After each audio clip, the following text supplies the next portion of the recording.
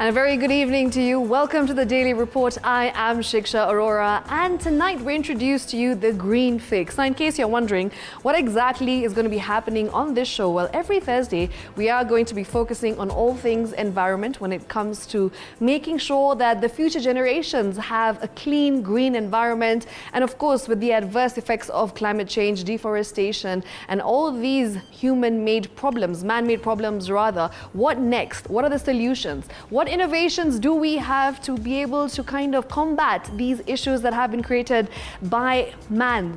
Indeed. So we're going to be talking about that and much more. We'll also be talking to the warriors, the green warriors, the heroes who have actually put it upon themselves to ensure that we have a cleaner environment, and also to make sure that you and I also have a responsibility. So we're going to be learning from them. We're going to be hearing their stories. So please make sure you stay tuned all the way until 10:30 p.m. only on TV47. Once again, I am Shiksha Arora, your host tonight, and of course, moving forward the next few Thursdays as well. And not forgetting our very able sign language interpreter. Her name is Catherine Simaloy. For now, let's take a look at the highlights.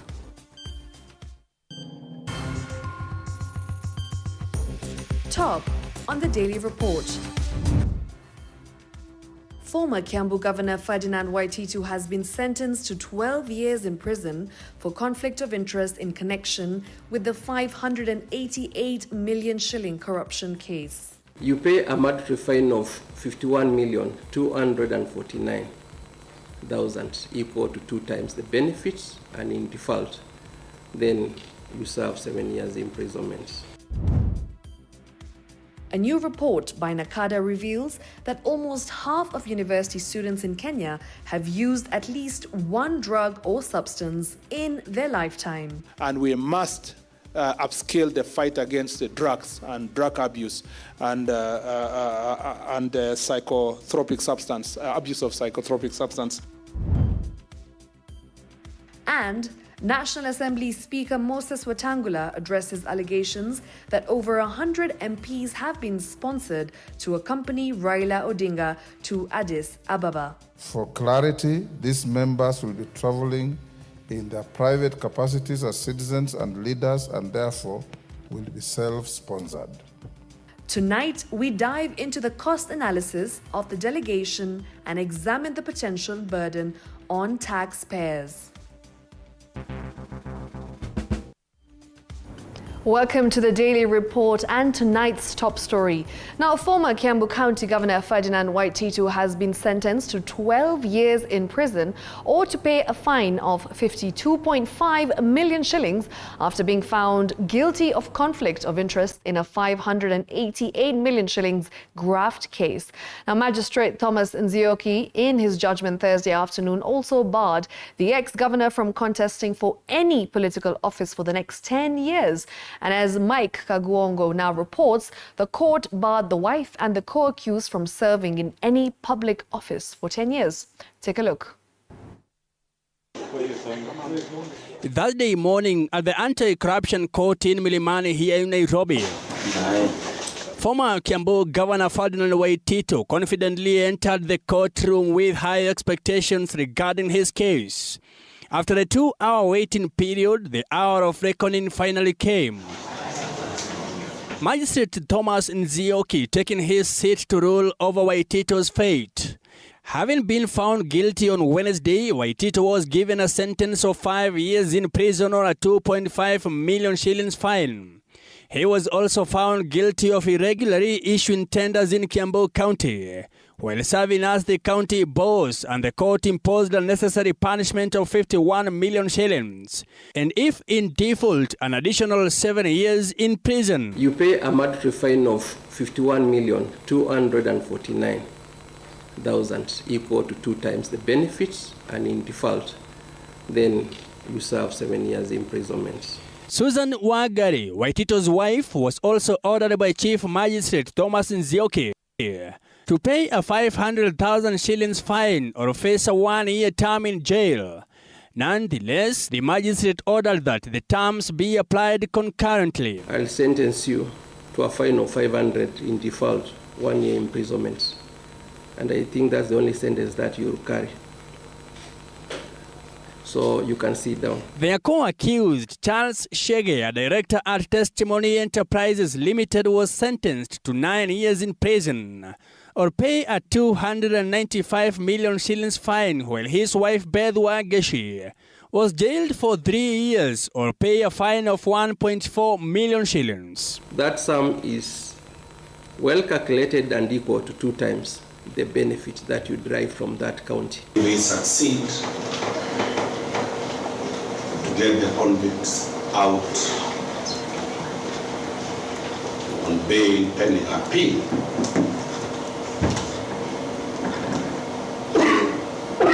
The High Court will impose certain conditions to be met. Shortly after the sentencing, Waititu's counsel disclosed that the former governor was ill and asked the court to grant him permission to receive medical care in hospital. On Wednesday, the anti-corruption court found Waititu, his wife and the co-accused guilty of 8 counts of conflict of interest, fraud and dealing with the suspect property. The court, however, acquitted them of 3 counts of money laundering. The defense team now has a total of 14 days to appeal before High Court on their quest to be given a bond that will necessitate them find the amount of cash they were fined at the anti-corruption courts. Mike Kagwango, TV47 from Milimani Law Courts, Nairobi. Now moving on, drug and substance abuse is becoming a serious crisis in learning institutions, with alarming statistics revealing that at least 1 in every 6 university students, that's 18%, has used cannabis. Alcohol remains the most widely consumed substance, with 87% of students admitting to having used it. Now, as Paul Kirobi reports, Interior Cabinet Secretary Kipchumba Murkomen has vowed to strengthen police efforts by enhancing the capacity to match that of the Anti-Narcotics Drug Unit to combat the rising threat of drug abuse. The use of drugs and substance abuse within the learning institutions is becoming a new norm among university students from different parts of the country. The recent statistics released by NACADA indicating that 87% of students are able to access alcohol, while 64% can access cigarettes, followed by shisha, vape and nicotine pouches. The study reveals that 61.7% of students have smoked cannabis, which has chemicals that are medicinally used for relieving severe pain, such as fractures and inducing euphoria. In addition, 47.6% of students reported using cannabis edibles, which include weed cookies, weed mabuyu, weed lollipops, and weed juice, followed by cocaine and heroin. The study also found that friends were the primary source of drugs for 66% of students, with others sourcing drugs from canteens, bars, neighborhood premises, fellow students, online websites, and even non-teaching staff members. Some lecturers have also been implicated in this lucrative drug trade. In response, Cabinet Secretary for Interior Kipchumba Murkomen has ordered investigations within learning institutions to identify the shops and premises involved in the drug business. CS Murkomen promising that appropriate action will be taken in accordance with the Constitution. The anti-narcotics unit within the Directorate of Criminal Investigations must therefore up their game in their enforcement of narcotic drugs and psychotropic substances. Murkomen further stated the need to enhance the capacity of police forces to combat narcotic drugs effectively. The results also showed that female students had a higher prevalence of moderate to severe depressive disorders, with 6.4% and 4.1% compared to their male counterparts, who had rates of 5.2% and 3.0% respectively. Meanwhile, Inspector General of Police Douglas Kanja shared his concerns about attempts to block his nomination as the next IG, and discussed how profits from the drugs trade are often used to finance terrorism. Somebody said that there is a new sheriff in town and we need to pocket him quickly so that we can be able to continue dealing with the drugs, the bag in particular. And then I sent a message which was loud and clear. I said, number one, anything that can be able to mess up with our youth, I will never be party and parcel to that. NACADA CEO Anthony Omerikwa has urged society to take responsibility in instilling discipline among the youth to curb drug abuse. Paul Kirobi, TV47, Nairobi.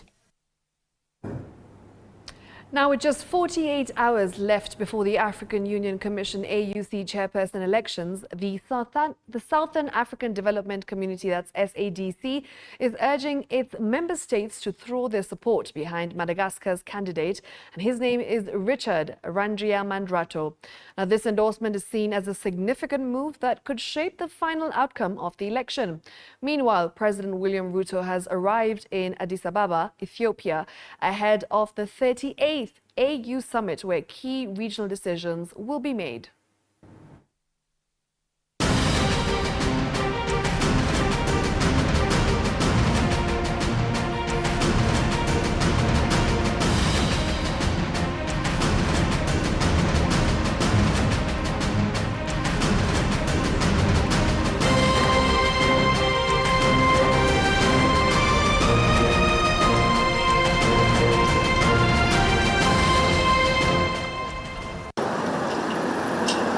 It is less than 48 hours to the long-awaited Africa Union chairmanship election in Addis Ababa, Ethiopia. And it seems there could be a shake-up in the race after the Southern African Development Community SADC this afternoon wrote a letter to its 16 member states, including Tanzania, Congo, South Africa, Seychelles and Eswatini, calling for them to support Madagascar's candidate Richard Randriamandrato for this position. In its letter to the member states, SADC noted that in the meeting held in August 2024 in Harare, Zimbabwe, the Council encouraged all member states to offer support to the shortlisted candidates from the SADC region. The Secretariat says that the Republic of Madagascar had written to them formally seeking support of SADC member states for its candidate. And with a short time to the election, SADC says there is no need to convene an extraordinary council of ministers to consider the request from Madagascar. SADC's endorsement has been seen to boost Richard Randriamandrato's chances as well as introduce new challenges for the other candidates as they navigate these critical final hours before voting begins. Randriamandrato will face off against Kenya's Raila Odinga and Djibouti's Foreign Affairs Minister Mahmoud Ali Youssef in Saturday's election in Addis Ababa. Meanwhile, President William Ruto arrived Thursday afternoon in Addis for the 38th ordinary session of the AU Heads of State and Government, where it is during this summit that the elections for the Africa Union Commission chairperson will be conducted. Sheila Chelanget for TV47. Now, National Assembly Speaker Moses Wetangula says he has received 40 notifications of members seeking to travel to Addis Ababa, Ethiopia, ahead of the AUC elections. He, however, clarifies that the members are self-sponsored and not riding on taxpayers' money. George Maringa breaks down the costs. It all started as an onslaught against Parliament following reports that the legislative arm of government was allegedly going to sponsor 100 MPs to travel to Addis Ababa, Ethiopia ahead of the AUC elections. I'm also aware that other members of the National Assembly will be traveling to Addis Ababa as part of the leadership and citizens of the country in solidarity and support of the candidature of the Honorable Raila Odinga. Indeed, in line with the provisions of standing orders, I have received around 40 notifications from members intending to attend the activity. National Assembly Speaker Moses Wetangula was quick to clarify issues. For clarity, these members will be traveling in their private capacities as citizens and leaders and therefore will be self-sponsored. We allowed them for that patriotic duty. It's important to note that it is not unusual for citizens of a country, including members of parliament, to sponsor themselves to such high-level international fora. Either way, it is not going to be a very cheap affair. A round-trip Kenya Airways ticket as of Thursday evening is going for 168,210 Kenya shillings. A full board executive room at the Hilton Hotel, for example, on average costs $244, equivalent to 31,720 shillings. Should anyone wish to spend in Addis Ababa for the next 3 nights, it would cost them 95,160 shillings. The total single bill for 3 nights for each MP, excluding per diem, would be 263,370 shillings. It would be important to, however, note that prices vary depending on hotels and the choice of airline. Already, several Kenyan delegations have arrived in Addis Ababa beginning Tuesday this week, such as Prime CS Musalia Mudavadi's delegation and Raila Odinga's secretariat. President William Ruto and his delegation arrived in Addis Ababa on Thursday. The AUC chairmanship election will be held over the weekend. I take this opportunity to wish the Right Honourable Raila Odinga success in the election. I have previously worked with the Honourable Raila Odinga both here in Parliament as well as in the Cabinet over the last 2 decades, and I'm convinced that in Raila Odinga, Africa will have a great and visionary leader as we gear up to the actualization of the African Union Agenda 2063. George Maringa, TV47, Nairobi.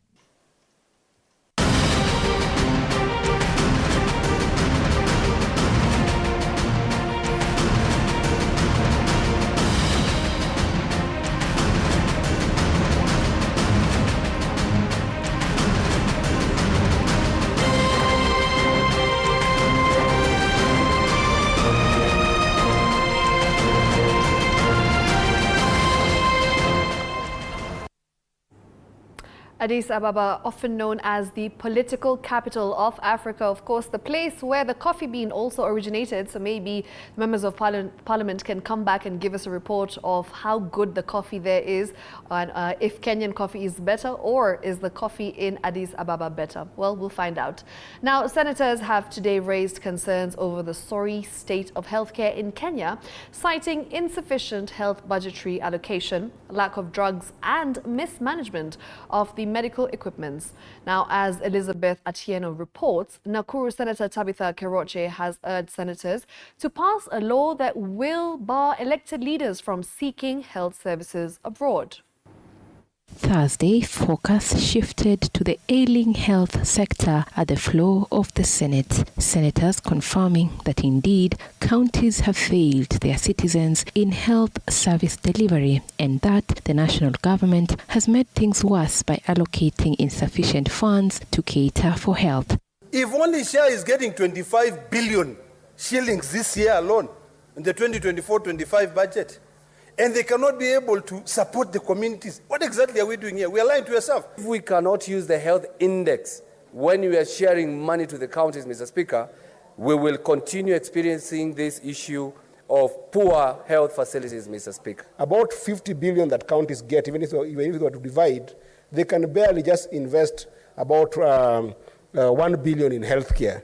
The senators have also called for the formation of a commission of inquiry into the state of health facilities across the 47 counties where there have been complaints on lack of drugs. Today, I even want to propose that we stop all the budgets of flying out of the country for anything else. We concentrate this year on going to all the 47 counties. We must ask ourselves the hard question, that why is it that Kenyans go to health facilities and they cannot get drugs? Spika, baadhi ya hospitali zetu hazina madawa.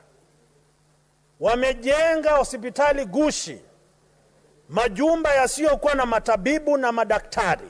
The controversial 63 billion Kenya shillings MESS project was also discussed by the senators, saying the situation at the county facilities is getting worse. The MESS project was initiated in 2015 by the Ministry of Health after it signed a deal with 5 firms to lease equipment such as dialysis machines and MRI scanners to 47 counties, but the 8 years agreement was later terminated. We need to review this equipment, and the question then must be asked, why is the national government interfering with health, which is a county government function? On her part, Nakuru Senator Tabitha Keroche has urged fellow senators to come up with a law to bar elected leaders from seeking health services overseas. The reason is our governor had the audacity to tell the chief of staff to write a memo to the Nakuru County people and say that she has gone to America to give birth. Well, our women in Nakuru County are giving birth on the roadside. Elizabeth Atieno, TV47, Nairobi. Now, a healthcare crisis is brewing in 5 counties across the central region as nurses under the Universal Health Coverage, that's U8C program, stage protests over alleged violations of their employment agreements with the national government. Nurses from Embu, Meru, Tharaka Nithi, Kirinyaga and Murang'a counties who held joint demonstrations in Embu town demanding permanent and pensionable contracts along with payment of gratuity that has accrued over 5 years of service under contract terms. Our reporter Arnold Adidi has the latest. Hundreds of nurses from Embu, Meru, Tharaka Nithi, Kirinyaga and Murang'a counties today shunned their workstations, jointly taking over the streets of Embu town in a bid to put pressure on the government to heed to their long-sounding cry. Led by the Kenya National Union of Nurses chairperson Joseph Ngwasi, the health workers have accused the Ministry of Health for violation of an agreement that they had in early 2020, which demanded that the nurses be employed on permanent and pensionable basis after the lapse of their 3-year contract. Tumekubaliana na serikali kwamba baada ya miaka mitatu wataweza kupewa kandarasi ya kudumu ama permanent and pensionable. Lakini ilipofika mwaka wa 2023 badala ya serikali kuweza kubadilisha ile kandarasi kukuwa ya kudumu, waliweza kuongezea kandarasi ingine ambayo ni kinyume na sheria na ni kinyume cha makubaliano yale yalikuwa hapo mbeleni. Apart from violation of the agreement, the nurses say that they have continually been underpaid by the government, a situation that hinders proper service delivery. Hii mwaka contract inaenda kuendi tena na hakuna kitu ametuambia. Kwa hivyo tunaomba serikali tuangalie, tupewe kazi mzuri, tukae kama wengine, tuhudumie wagonjwa tukiwa tunafurahia. Na tukiwa tuko na hata sisi watoto wetu wao wako na afya, hawafukusi shule, atufungiwi nyumba. For the last 5 years we have been on contracts. Since 2020, when we were employed during the COVID-19, we have been tortured severely psychologically. The hundreds of nurses from Embu, Meru, Tharaka Nithi, Kirinyaga and Murang'a counties have vowed to stay on the streets until their grievances are effectively addressed. Iko very clear kwa katiba, a work of equal value must attract equal remuneration. Yes. Na ndio sababu wauguzi wako hapa kwa sababu wamebaguliwa na serikali. We are requesting them through our CS, Madam Ndibora, may they hear our plea that we UAC nurses and even the other UAC staffs, we are requesting to be employed on permanent and pensionable terms, and also we be paid our gratuity, which we have been serving for the last 5 years. On the other hand, clinical officers across the country through their union KUKO have today issued a 7-day strike notice set to commence on 18th of February. The clinical officers who are also serving under the UHC program have expressed their disappointment with the government's silence over their issues despite writing several petitions. KUKO is now demanding for permanent and pensionable employment terms for clinical officers, as well as harmonization of their salaries in line with other civil servants. KUKO also demands the full remittance of National Social Security Fund NSSF contributions for the period served. Arnold Adidi, TV47. Meanwhile, Parliament is set to reconstitute its committees following a directive from National Assembly Speaker as the fourth schedule takes effect. However, this shake-up is expected to be politically charged, with former Deputy President Rigathi Gachagwa's allies likely to lose their leadership positions as chairs and vice chairpersons. Meanwhile, ODM is pushing for greater control over key committees in both houses, a move that has sparked concerns among some Kenya Kwanza lawmakers regarding that political agreement that saw Raila Odinga's allies join the government. Our senior political reporter Elizabeth Mutuku has the details. As Parliament commences its fourth session, the National Assembly Speaker Moses Wetangula said that performance, consistency, attendance of the committee's meetings and active Parliament will be likely factors in the reconstitution of House committees. Order, Angela. However, it may not be business as usual for former Deputy President Rigathi Gachagwa's allies, as sources indicate they could be removed from leadership positions in committees in both houses of Parliament. Sources suggest that impending purge expected to benefit allies of opposition leader Raila Odinga, who are poised to take control of several key committees to the implementation of President Ruto's legacy plans. We are very sorry for the conditions. We didn't know it is like this. In the looming shake-up that aims to solidify their control over Parliament, sources indicate that the committee's chairs targeted are not only accused of neglecting their duties, but are also seen as close allies of the impeached Deputy President Rigathi Gachagua. Additionally, their failure to take a decisive stand on the impeachment process has led to the perception of disloyalty. What else kweli ODM wanaweza hitaji kutoka William Ruto? Saa hii actually naambiwa leo hii mambo ya kusema it will be noisy, it will be messy, ni kunegotiate for more positions. I don't think Liz ni ile inaitwa dangling the carrot. Some of the powerful committees the ODM party is aiming to take control include the Budget Committee, currently chaired by Kiharu Member of Parliament Ndindi Nyoro. He is likely to be replaced by his Molo counterpart, Kimani Kuria, with several members of the Budget Committee expected to be ousted. Other committees targeted for reshuffling include Energy, led by Vincent Musyoka of Mwala, the Trade and Cooperative Committee, chaired by Embakasi North MP James Gakuya, the Labour Committee led by Eric Mushangi Karemba, the CIOC currently headed by Githunguri Member of Parliament Gathoni wa Mushomba, and the Public Petitions Committee chaired by Kitui East MP Nimrod Mbai. Bas, wawache tu best. You were best. Yani,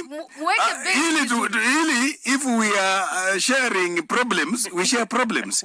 If we are sharing spoils, we share spoils. Kwa hivyo kama wewe unakubali kwamba una shida, tunataka tusaidiane kutengeza. Kubali fully.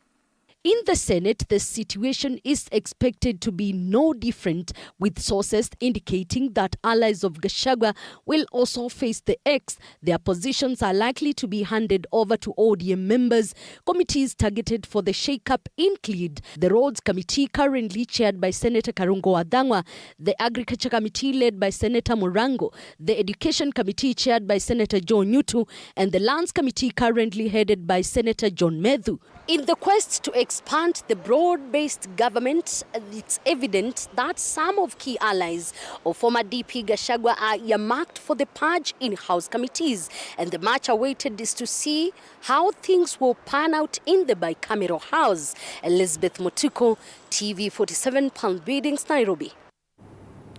Now, the Commission on Administrative Justice, the Office of the Ombudsman, is advocating for a comprehensive overhaul of the country's pension system. Now, according to an investigation by the Ombudsman, approximately 70% of retirees from the public service are dissatisfied with the processing and disbursement of their retirement benefits. Samira Mohammed with the details.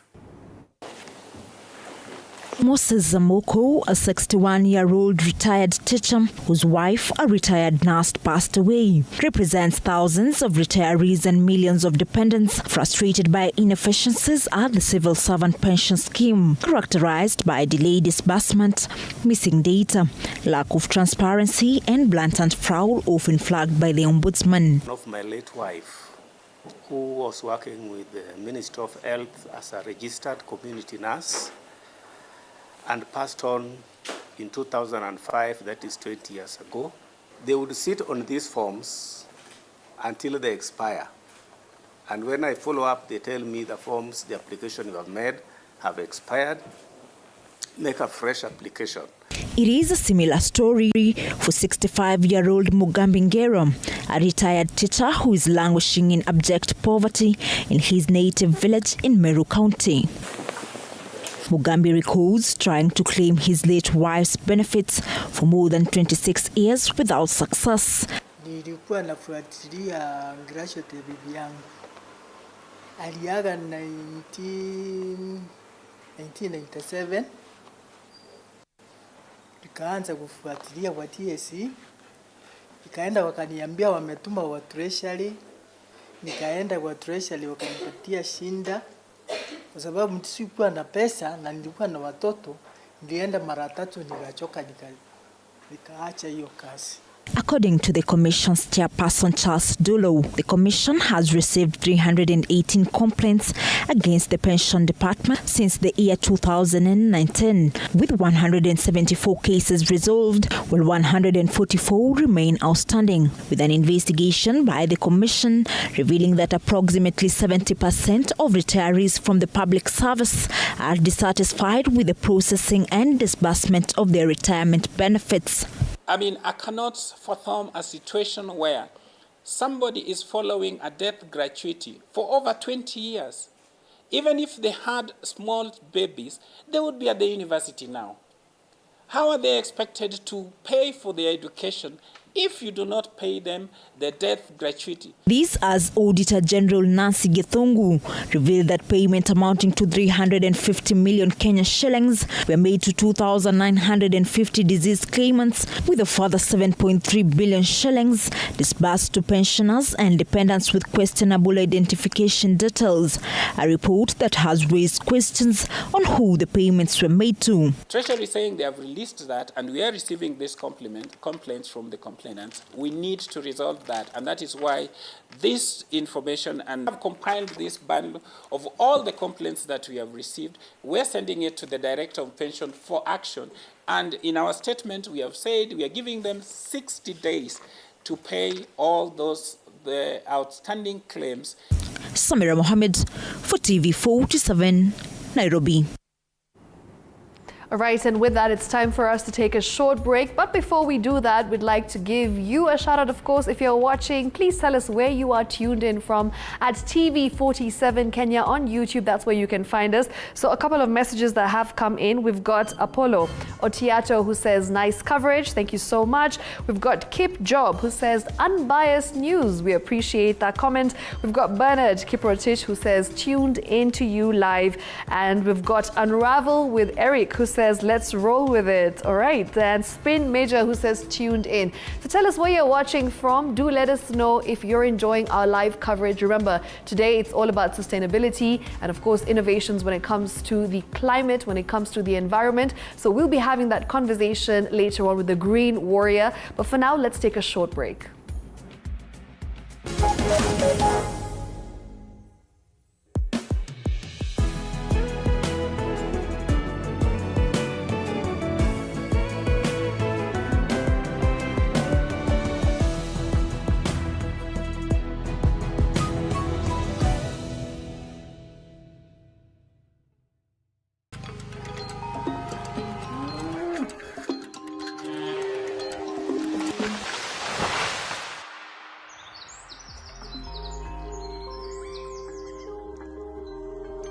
Our world is changing every day, and so should we, for the better. Each week, we tackle the big why, the question that should be on everyone's mind. Why isn't this fixed yet? Deforestation, global warming, and the adverse effects of climate change. The future isn't just something that we inherit, it's something that we create. Join us on The Green Fix as we tell the stories of those who refuse to give up.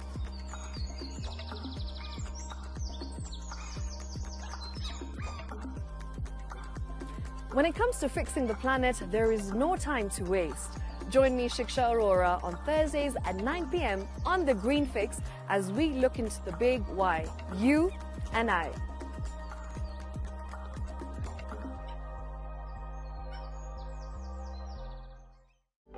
For comprehensive information and education on your health, Body Garage is here. Don't allow anyone to pluck out your good tooth as long as it is strong and stable. Cancer doesn't start today and you get the symptoms tomorrow. By the time you pick it or the time it is manifesting in you, probably will be there about 5 to 10 years. The eye is the window to the rest of the body. Don't forget to stay hydrated. And of course, you at home do take your water. So the ultimate test is actually you check your urine. Your urine should be clear. Clear like the water? Yes. Should be able to see the other side of the urine. If your urine is colored or has changed color, you cannot see the other side, then you have not taken enough water. Don't forget regular health checkups. Early detection saves lives. I want the message be, we can prevent cervical cancer. We prevent cervical cancer in several ways. You have young girls and even somebody who's above that age, you can pay at least every 3 years. Somebody should have a pap smear done. If you are 40, 45, 50 going upwards, once a year, please go see a doctor. No more.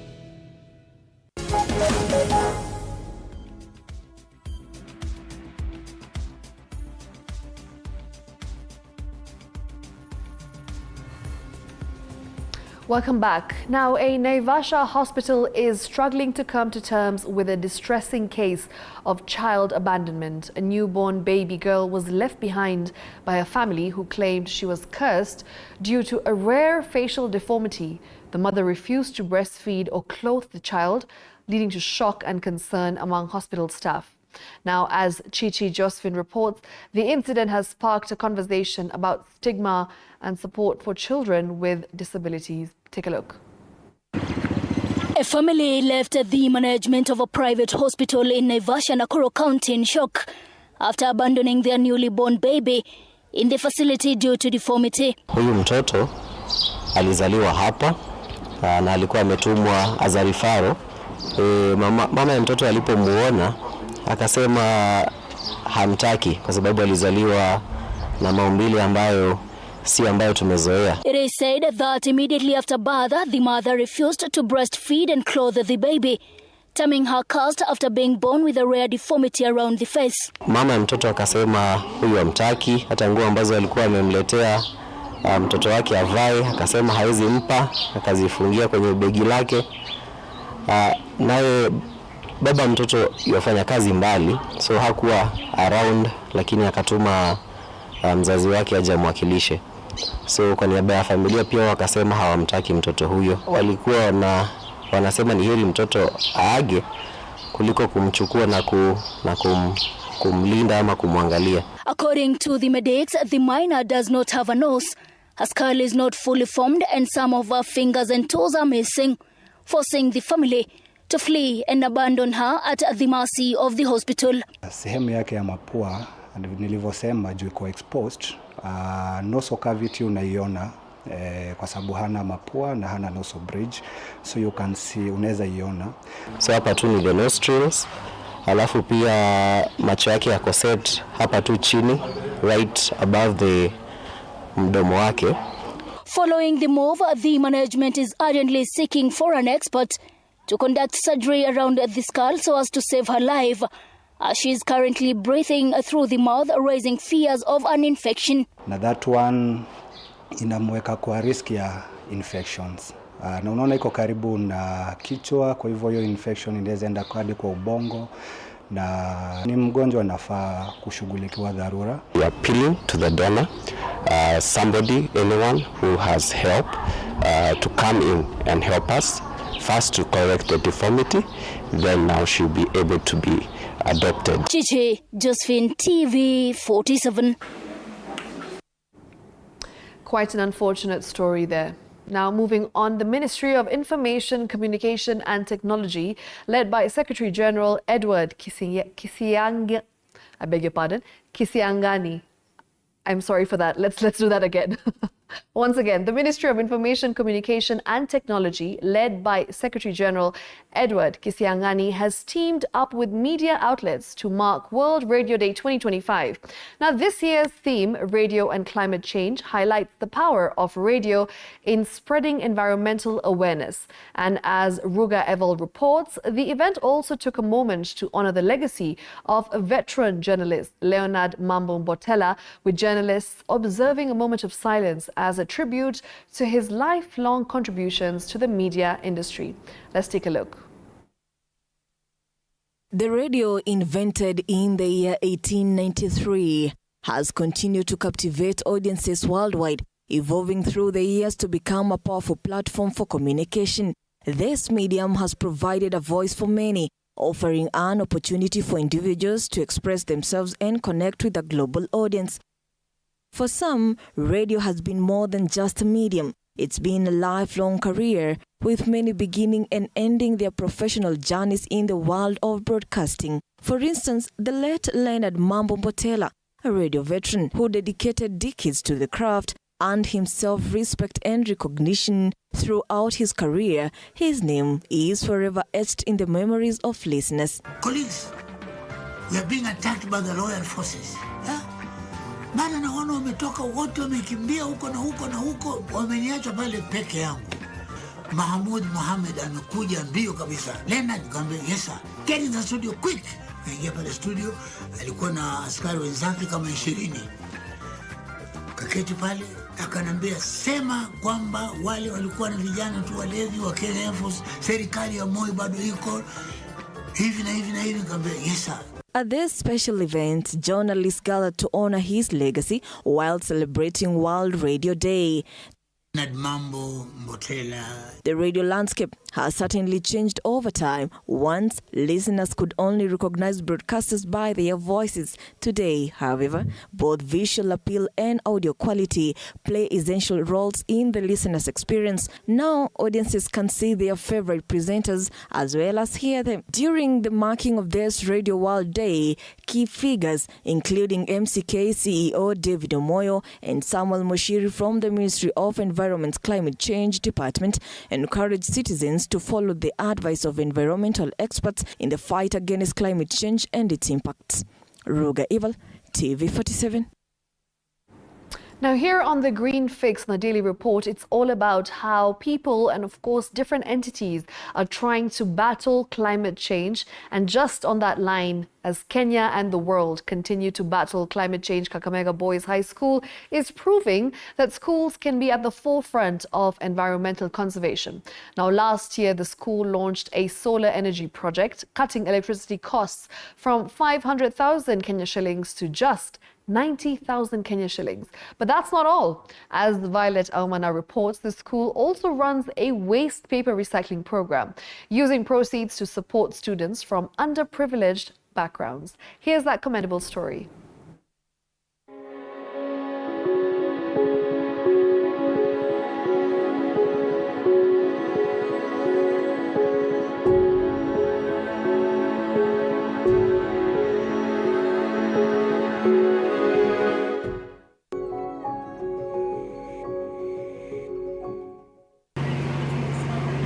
Kakamega High School is one of the top performing institutions in national examinations. Last year, the school recorded impressive KCSE results, producing the best student in Kakamega County, who scored an A grade with 84 points. We were able to register an improvement from the previous 7.7 to 8.2, but with quality grades that have never been attained in Kakamega. In the many years the school has been in existence. Out of the 19 students who attained an A in the entire county, 8 were from the school. The alumni group has come in handy to take up a number of them. As we speak now, they're educating over 25 students and sometimes just take up the role of parenting to help these boys achieve their dream.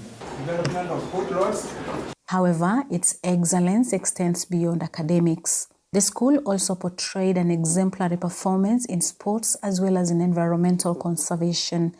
According to the school's principal, Julius Mambili, the school has taken deliberate steps to contribute to the fight against climate change. We do not encourage the use of plastic and polythene in school. We have a ban on the same.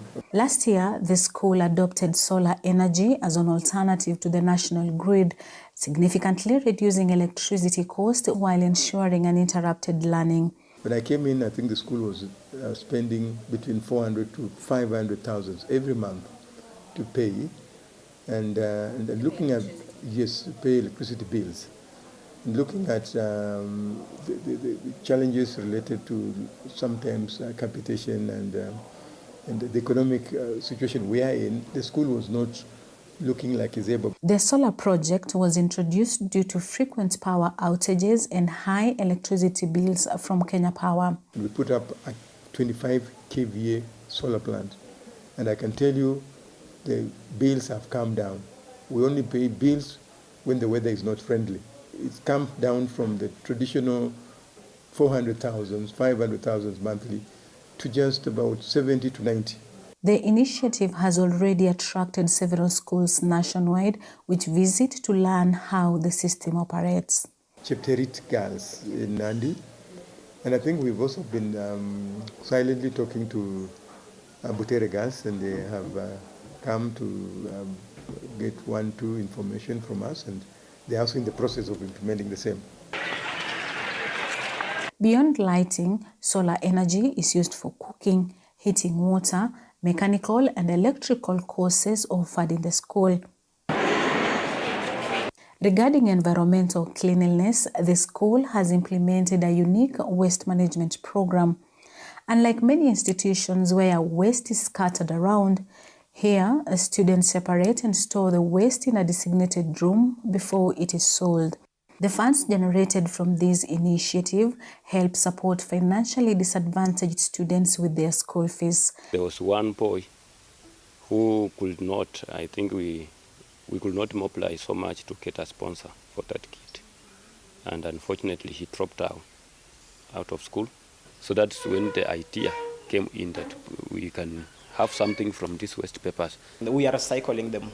Through the waste, we are able to pay fees. Those beneficiaries have really performed well. None of them is going to miss out on the campus. But last year, we were able to raise 70,000 from the same, which has gone in a long way to help some of those students. Covering approximately 100 acres, the school promotes tree planting, requiring every student who passes through its gates to plant at least a tree.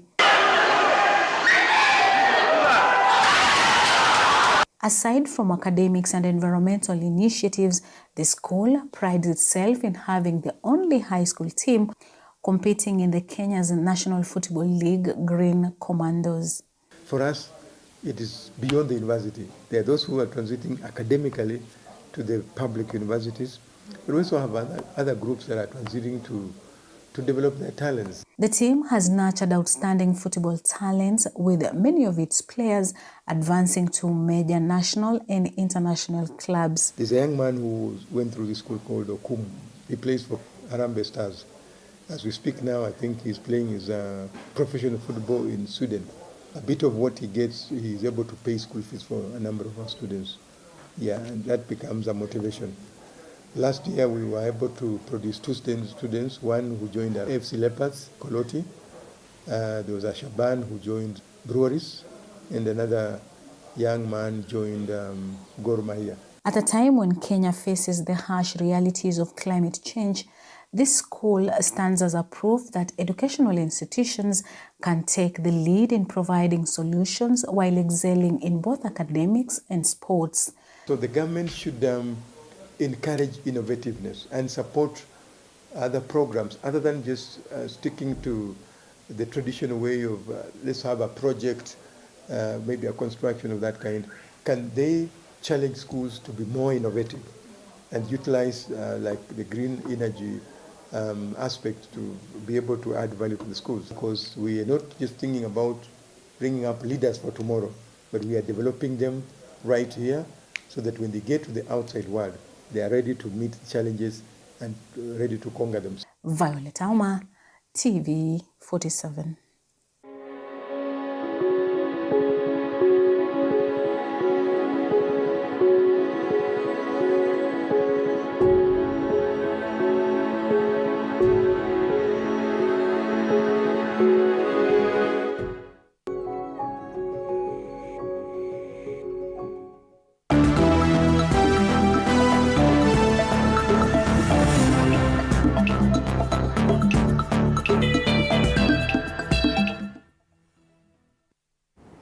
All right, let's delve into matters business, where the Association of Futures Market held its 27th annual conference that was hosted by the Nairobi Securities Exchange in Nairobi.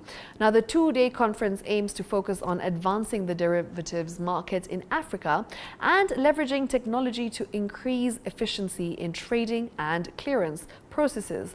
Now, the president of the Association of Futures Markets has reiterated the need for African exchange to leverage the derivatives market and identify the numerous opportunities that exist in the market. Justus Ogalo, the head of derivatives at the NSE, has urged retail investors to utilize the products in Kenya.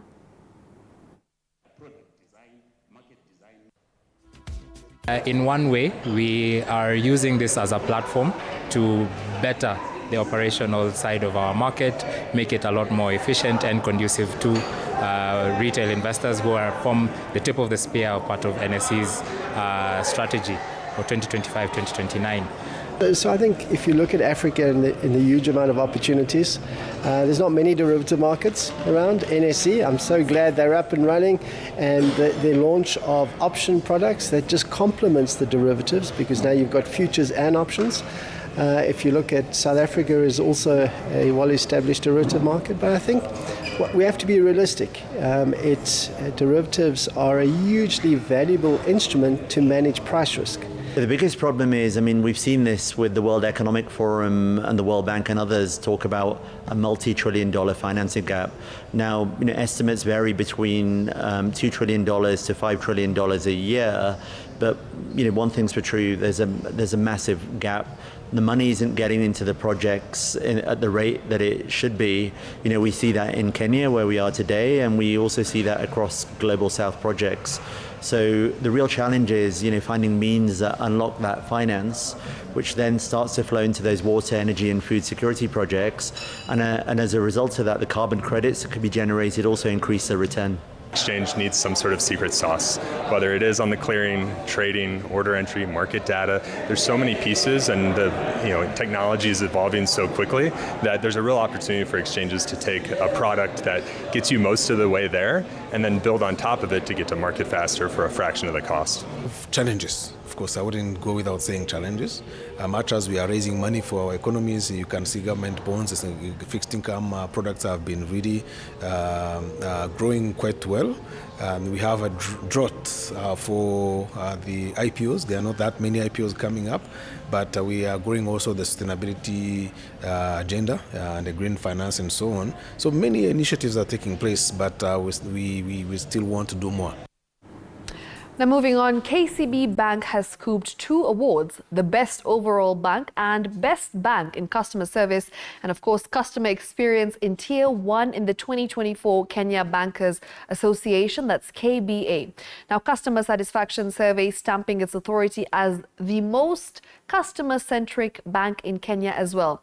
Commenting on the win, KCB Director of Customer Excellence, Michelle Njiru, noted that the awards reinforce the bank's commitment to building a brand that is not only focused on profits alone, but on making a delightful experience for its customers at every touch point.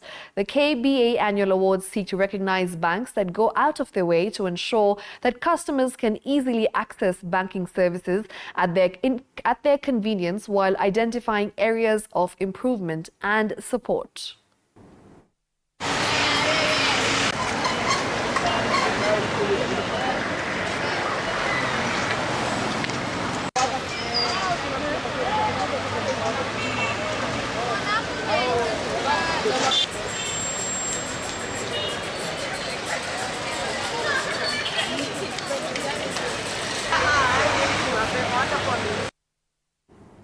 Now, Dr. Eric Ruto from the Kenya National Chamber of Commerce today joined KNCCI Nairobi chapter led by Dr. James Mwaura for the WCF Nairobi Community Awareness Breakfast.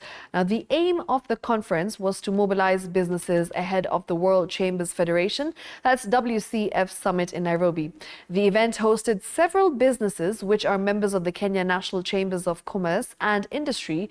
Over 70 countries were represented and 350 exhibition booths were up for grabs, as well as over 4,500 delegates who were in attendance.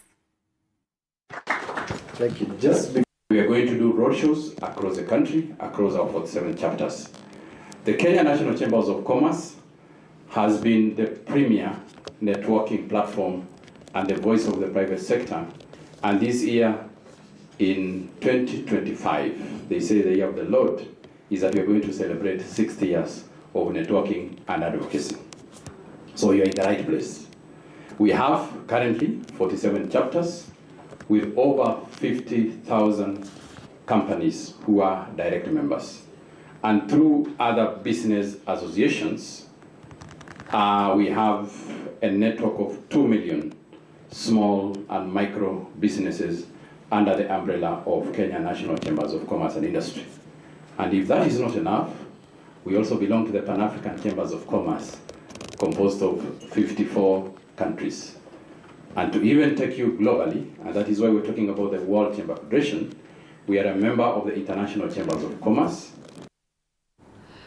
Now moving on, Airtel Kenya is thrilled to launch a 30 GB monthly non-expiry bundles package for 1,000 shillings to ensure that there is enough resources to their consumers for browsing, calls and chat, all with an aim to enhance their convenience and connectivity throughout the month.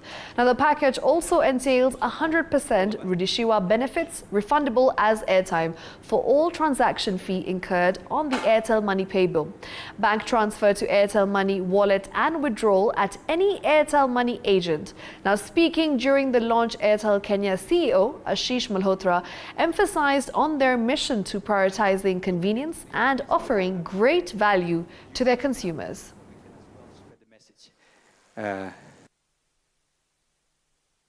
This is a complete 30-day package which has got a rollover of data. You don't lose any benefits.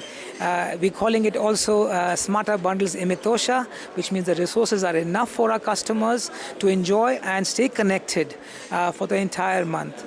Our key objective as Airtel, from both Airtel as well as Airtel Money together as we stand here, is to ensure our customers are connected throughout the month. Because we need to keep customers connected, that transaction fee that you get from doing that bank to wallet transaction will give it back to you as airtime. And not only that, when that money lands into your wallet, if you want to make any payment, any pay bill transaction, again there's a charge. That charge is given back to that customer as airtime. That's an accumulation, right? If the customer wants to go and withdraw at any agent, again, that transaction fee is given back as airtime. So ideally, if you look at all this value that we're giving, the customer then is enjoying our services on voice or data for free. Now, Naivas Supermarket has opened its 110th store in Tatu City, Ruiru, reinforcing its dominance in Kenya's retail sector despite growing competition.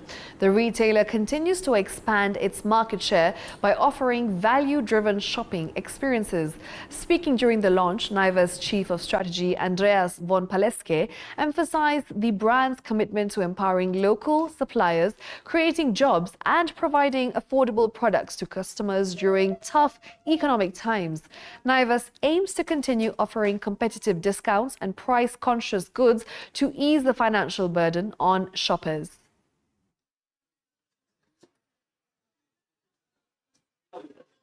And today we're very excited to be opening our 110th store, which I think is a very big accomplishment for the business. And importantly, it's located at Tatu City, which I think equally is a very interesting, futuristic and very important project in Kenya. So we've got some great offers in store today for this particular branch opening. But I think overall what they should expect in this store, as with every store that we open, is great fresh products, home of freshness, and great value. That's in terms of everyday price, but also some of the great deals that we have on offer. We understand, of course, that things are difficult for many customers in Kenya. One of the ways that we address that is we look to offer very good quality, but also very price-conscious products. We're very focused on offering value for money. Our slogan of home of deals, home of value is very important in that respect. We continue to see a very big opportunity in the retail space in Kenya, and so our plans are to continue to grow and support our customers. One of the things that government should look at is the fact that the only way we will grow our manufacturing is if we have a strong retail sector. So to support those who are coming into the retail sector for continuous sustainable growth, so that we have a shelf for local produce, and then that local produce can be expanded into the export market.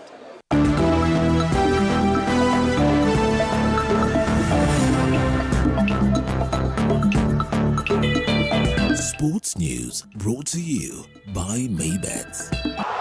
Join Maybet leo upate free bet papo hapo. Fanya hivi, chagua home team to win, yani number 1 au draw X au away team 2 kwa game ya siku ya free bet. Weka namba yako ya simu, weka password ya account yako. Chagua submit free bet. Utapata free bet kwa account yako ya Maybet. Usisahau kuverify account yako. Kama hutakuwa verified, utapoteza free bet yako after 2 days. Betting is strictly for 18 years and over. Play responsibly. Terms and conditions apply. BCLB number 0000578. Maybet na minia na najishindia. Pesa inavutia, All right, let's get sporty, where Kenya's national men's rugby sevens team Shujaa is set for action in the 4th round of the 2025 HSBC Sevens World Series taking place in Vancouver, Canada, from February 21st to 23rd. Now, head coach Kevin Wambua has unveiled the squad, which sees 2 fresh faces. We have a Fijian-born John Kubu Kabras RFC and Jackson Siketi making their debuts. Co-captains George Oro and Samuel Asati will lead the team, while experienced players like Vincent Onyala, Kevin Wekesa and Brian Tanga strengthen the squad as the tournament approaches. All eyes are now on Shujaa's performance in a competitive pool where they face Argentina, France and Great Britain. If you look at this squad, 23-year-olds, 22-year-olds, 21-year-olds, it's a very young squad. We are playing against Fiji, 2-time Olympic champions. I mean, there's some things the boys will get with experience. So the experience is the biggest thing. And as you are getting that experience, it's also important for us that we get points. So those two things go intertwined with each other. So we want to make sure that we are not losing games last minute. But then again, we know experience is something that has to be earned and has to be learned in the pitch. So we want to see how we can get that experience quickly and make sure that we close off games better. Now, you see, Kubu was with us we called him up in 2023 when we got this job and we were calling the players in. But he had suspension, so we had to drop him. But we've been really monitoring him. He came back in, he had a knock, he's been assessed with the physio, so he's training quite well. He's giving us something extra, something different that teams haven't seen before. So we are quite excited to have him around. Siketa, I think the youngest here, just 18. He has a lot of confidence, a lot of potential, and he's a player that we are really looking to see how we can fast track him. All the very best to Team Shujaa. Now, the national under-20 football team Rising Stars have been drawn in Group C of the upcoming CAF Under-20 African Cup of Nations, set to be held in Côte d'Ivoire from 26th of April to 18th of May 2025. Rising Stars will lock horns with giants Senegal, Zambia and Sierra Leone. Meanwhile, in Group A, hosts Côte d'Ivoire will be on the hunt for glory as they face ties against DR Congo, Ghana and Tanzania, while Nigeria, Egypt, South Africa and Morocco will battle it out in Group B, which is considered to be the group of death.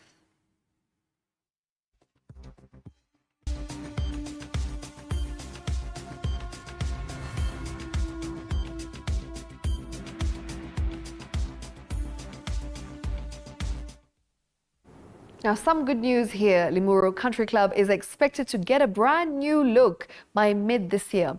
Now, the facility located in Kiambu County received 71 million shillings from its insurance company to commence rebuilding. fire raised through the club in early January this year, leading to its closure. It is one of Kenya's oldest golf clubs, which continue to produce top players in the junior and senior categories.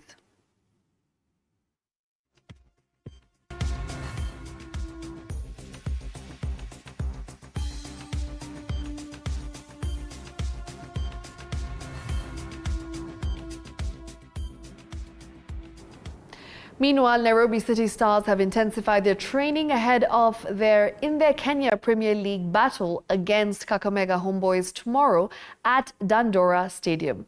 City Stars will be looking to bounce back after witnessing 5 matches run without a win, but it will not be an easy fixture against the Western-based side who have not lost a match in 5 outings. Elsewhere, Kariobangi Sharks will play against Posta Rangers at the same. A challenge, and si tumejoin of late, so ni continuity, but we are trying to inject something new. Vijana wako poa, wana grow, na ukiangalia hizo pia hizo draw, kuna step up as a team ama coach, tunaangalia the way hiyo game wame advance. Na tunajaribu kutoka hapo, na tumeona timu pia imesign watu, imetuongezea kuja kutupush ili tujaribu kutoka hapo. Team sport, so we usually use the strength of each player. So it's good for him that he has left, and for us also it's an opportunity for another player to step up and use the opportunities, because it's never about one person. All right, and with that, we will definitely return with more. This is how we wrap up the news part of TV47's Daily Report. Now let's get into the green fix. We've got a Guinness World Record holder in studio with us for the longest time held to hold a tree. So we're going to be talking to her in a short while. Make sure you tune in for that. She's a young environmentalist, conservationist, and of course, she is so passionate about the environment. So we will be speaking to her and getting to know more about her story. She is our green warrior for tonight.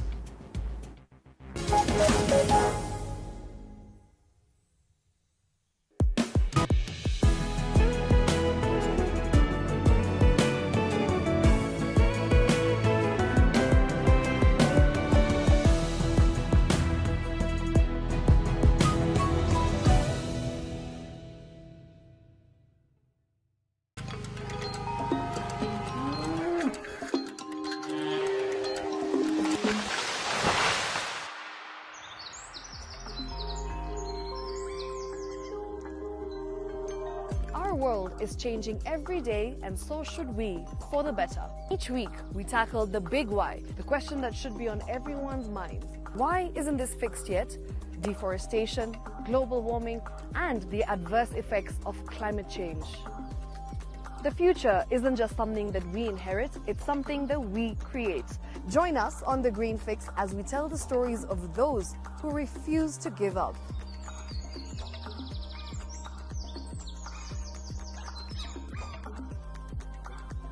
When it comes to fixing the planet, there is no time to waste.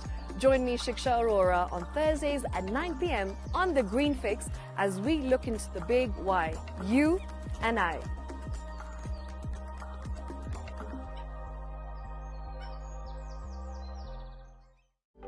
For comprehensive information and education on your health, Body Garage is here.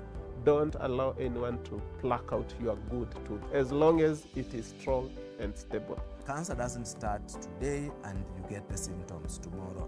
By the time you pick it, or the time it is manifesting in you, probably will be there about 5 to 10 years. The eye is the window to the rest of the body. Don't forget to stay hydrated. And of course, you at home do take your water. So the ultimate test is actually you check your urine. Your urine should be clear. Clear like the water? Yes. Should be able to see the other side of the urine. If your urine is colored or has changed color, you cannot see the other side, then you have not taken enough water. Don't forget regular health checkups. Early detection saves lives. I want the message be, we can prevent cervical cancer. We prevent cervical cancer in several ways. You have young girls and even somebody who's above that age, you can pay at least every 3 years.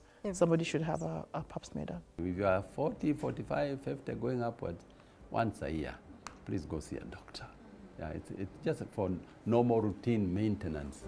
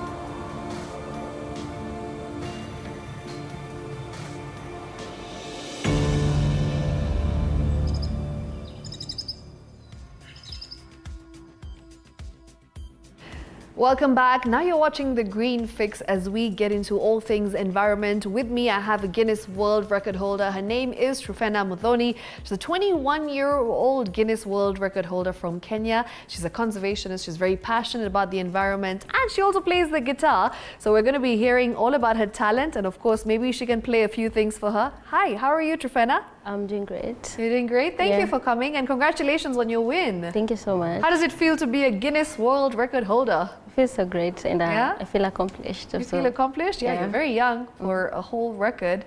So congratulations. Thank you. So maybe we can get to know a bit about the guitar and the story behind your music. You know, do you write songs for the environment? Do you play songs that have a message? Yeah.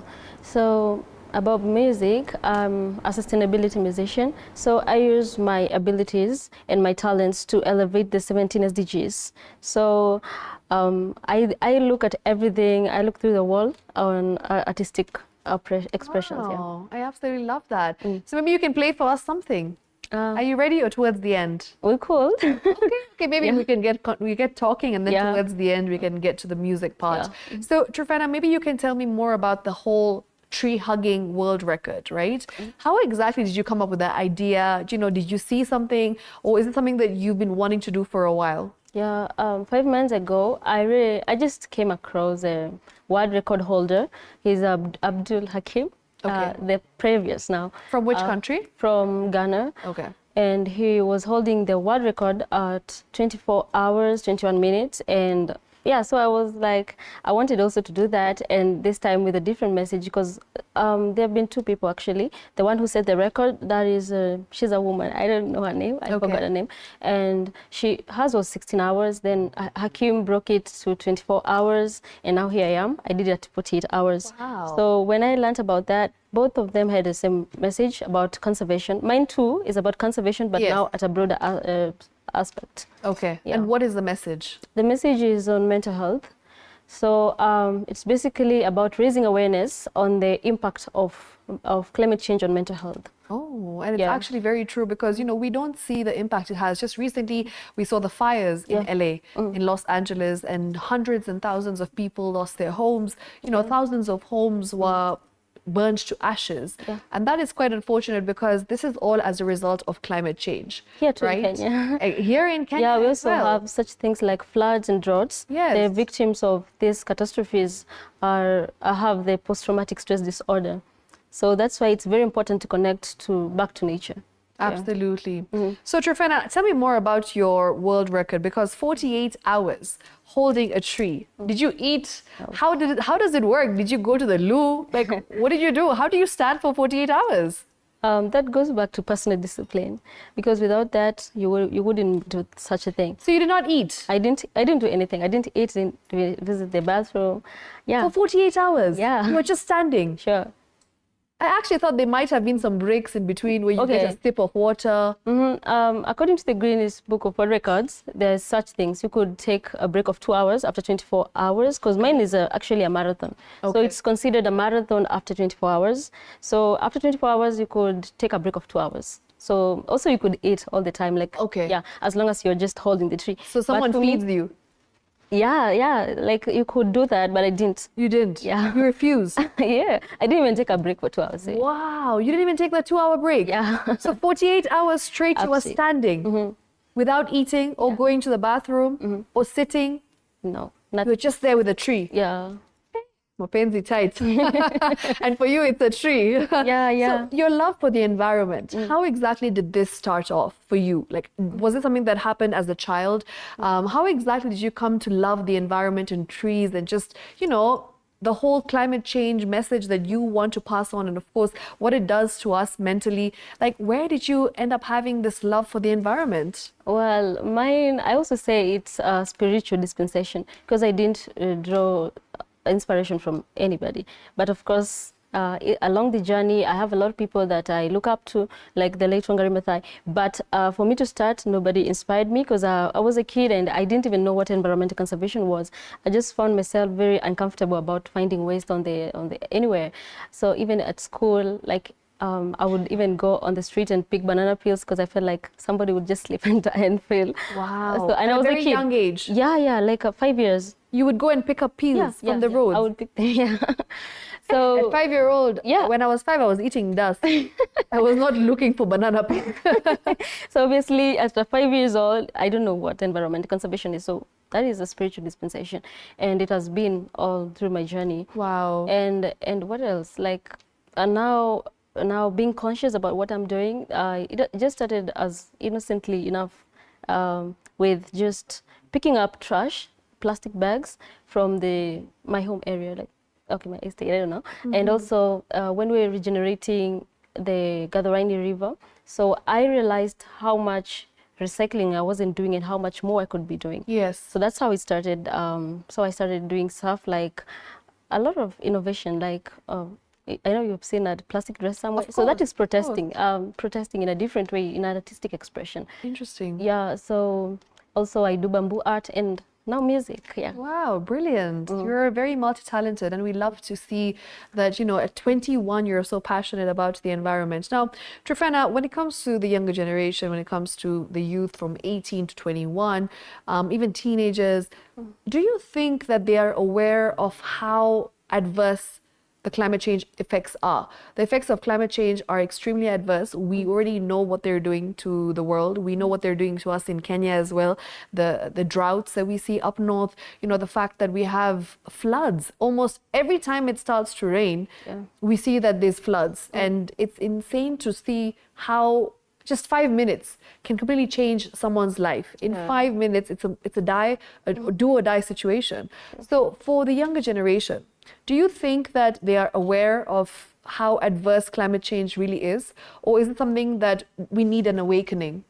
To me, what I feel is that because of the technology, and because now we're not like living in the old days. Yeah, there's so much information. There's so much information everywhere. You could read it from articles. You could just come across it on social media. So I feel like now people know better than before, and at a very young age, because also this information is disseminated in school curriculum and other stuff like so people know so much, but what I could say is that they're not doing much because they're not interested for real. Yeah.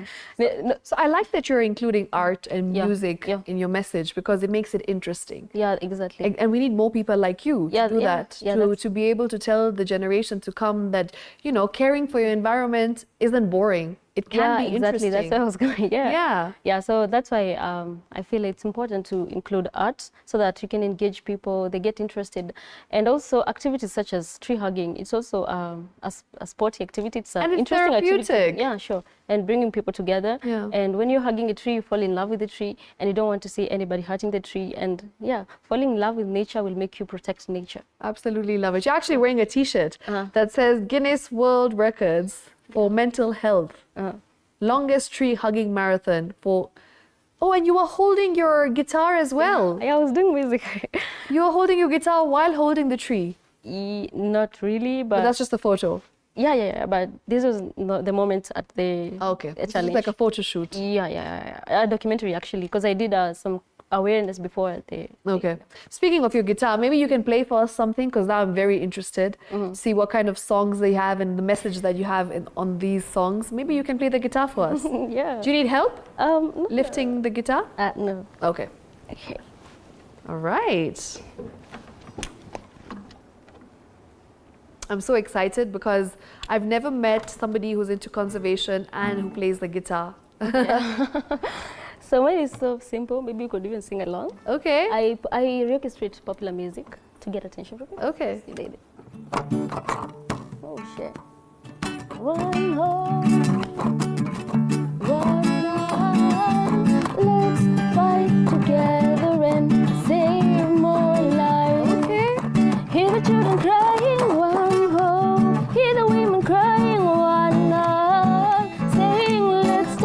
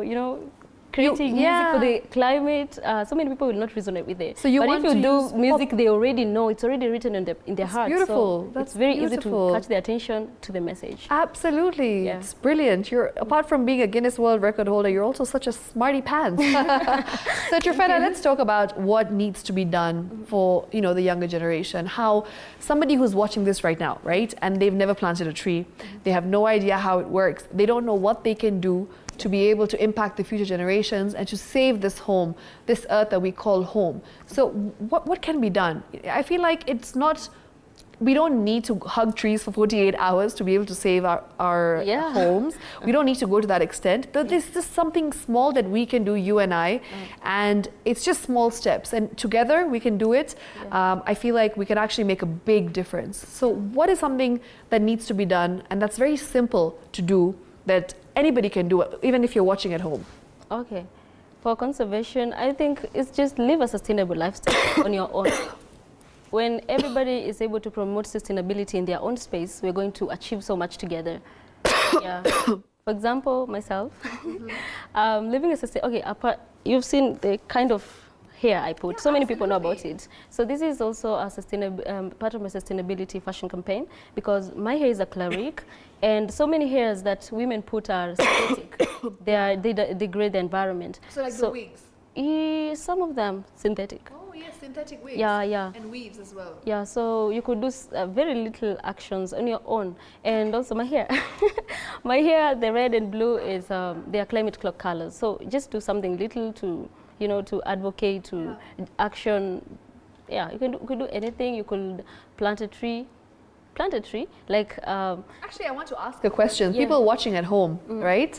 How many trees have you planted in your lives? I want to know that. Have you planted a tree? Have you ever gone to plant tree planting events, or do you even know how to plant a tree? Myself?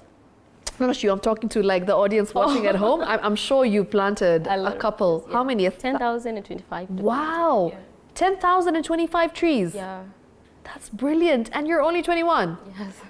I've only planted 10 in my life. Congratulations. And I'm almost 10 years older than you. And like the fact that you've actually planted so many, it is so commendable. Yeah, that's actually what I would say. Like 10, those are so many trees. Like you are here to complement each other. Yeah. You're not competing, we are complementing. So congratulations. Even one. Thank you so much. Even one makes a difference, right? Yeah. So maybe you can tell people watching at home, your camera is there. You can just talk to them and tell them what they need to do to plant trees. If there's initiatives, how they can reach out to you just to be able to get more information about what needs to be done to save the planet, to save the environment. And yeah, just small steps, baby steps. Yeah, actually for me, this is a very good news, because I have a tree nursery at Gadoraini River, and I donate entirely. I donate all my seedlings. So if you're looking for seedlings you need to plant, maybe you don't have a seedling, you could come to us, to me. Yeah, they can reach out to you on your social media? Yeah, reach out to me on my social medias. Truena Mudoni Truena. Truena Mudoni Truena. Yeah, I use Truena Mudoni Truena, any of the two. Yeah.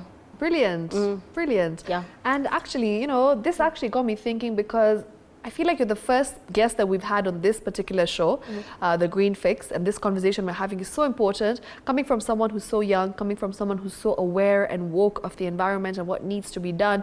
It's just so nice to see that you are the change that we need. So are there more people like you? Do you have groups of younger people who are actually championing for the same thing that you are and trying to save the environment a day at a time? Yeah, we have a lot of people, and we're inviting more people to join our movement. And how do they join you? I think they need to reach out to me, especially because we are starting a new movement to keep the legacy and to promote this mental health and sustainability information. So we're going to have across the world, we're going to have walks, 48 kilometers in forests. Wow. Yeah, across the world. So we're starting here in Kenya, then we're going to India, and then we'll proceed. So you just reach out to me on social media. We're going, because you also see when I'm posting. Yeah. I'm active on Facebook and Twitter, on X.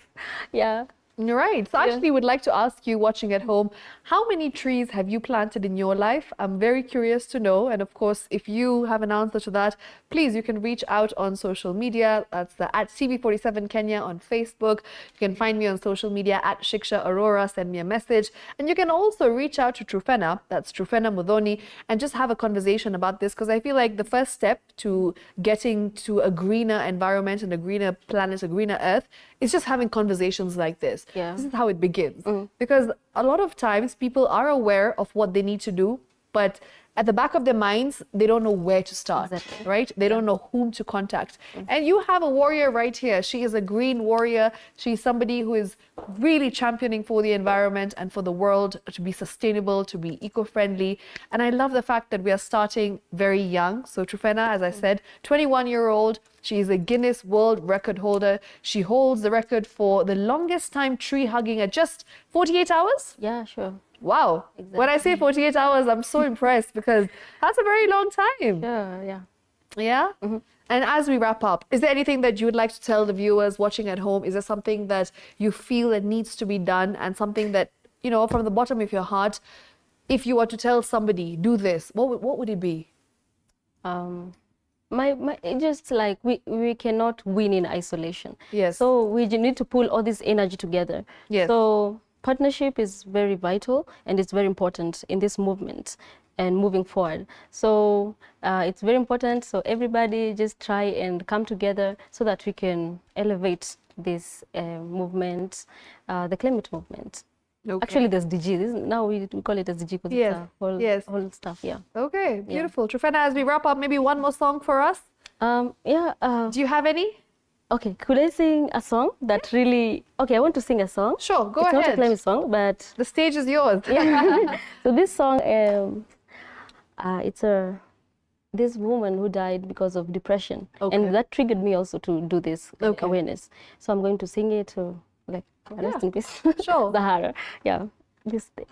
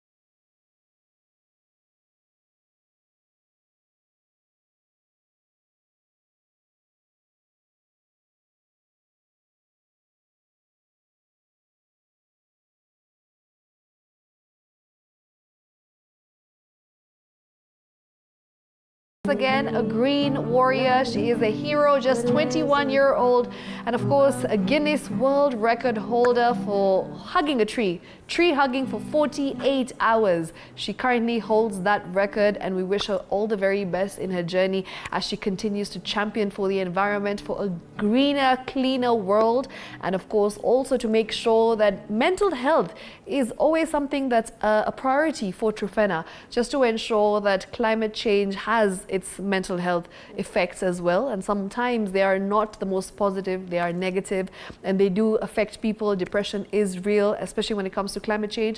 These are things that are affecting our planet. We are seeing them happen around the world. We're seeing them happen in the country. And yes, it's your responsibility. It's our responsibility to just take a step, do something. Truena said you can reach out to her if you want to chat about this. Please, at Truena Mudoni, find her on social media, talk to her, plant more trees, make sure that you use water wisely. If you're seeing plastic on the roads, kindly don't litter wherever you are. Make sure that you maintain a cleaner environment and do not pollute this planet that we live in. That's all from me, Shiksha Arora. I'll see you next week, Thursday, same time, same place, on the Green Fix right here on the Daily Report, only on TV47. Until then, good night. See you until next time.